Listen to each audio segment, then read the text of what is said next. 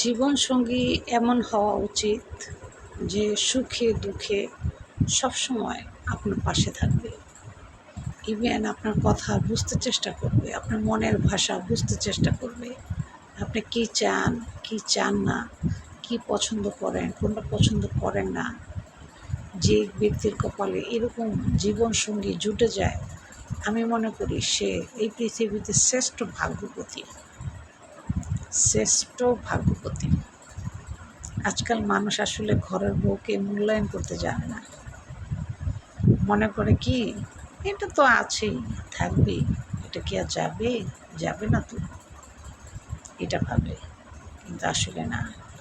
সবসময় একটা কথা মনে রাখবেন, যে ব্যক্তি ঘরের বউকে ভালোবাসে না, সে পৃথিবীর কাউকে ভালোবাসে না। কাউকে সে ভালোবাসে না, কারণ সে তো তার ঘরের বউকেই ভালোবাসতে জানে না। সে মানুষকে কী ভালোবাসবে বলেন?